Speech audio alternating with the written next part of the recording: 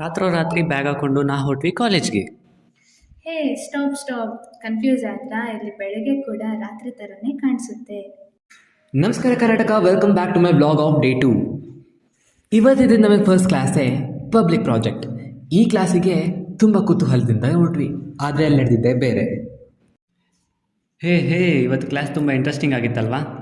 ಓ ಹೌದಾ, ಮತ್ತೆ ಯಾಕೆ ಎಲ್ಲರೂ ಹಿಂಗಿದ್ದಾರೆ? ಇದೆ, ಇಲ್ಲೊಂದು ಸಮಸ್ಯೆ ಖಂಡಿತ ಇದೆ. ಪಬ್ಲಿಕ್ ಪ್ರಾಜೆಕ್ಟ್ ಕ್ಲಾಸ್ ಮುಗಿಸ್ಕೊಂಡು ನಾವು ಹೊರಟ್ವಿ ರಷ್ಯನ್ ಕ್ಲಾಸ್ಗೆ.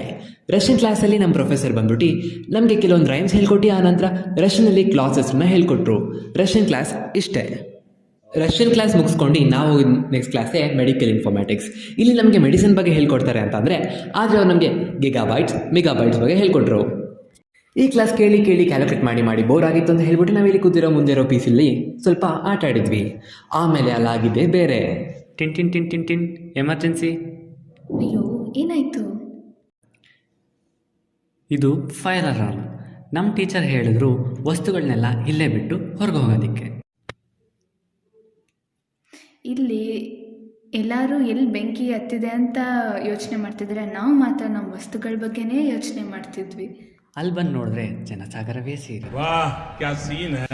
ಸೊ ಇದು ಯಾವುದೇ ರೀತಿಯ ಫೈರ್ ಅಲಾರ್ಮ್ ಆಗಿರಲಿಲ್ಲ, ಇದು ಜಸ್ಟ್ ಫಾರ್ ಎಜುಕೇಷನಲ್ ಪರ್ಪಸ್.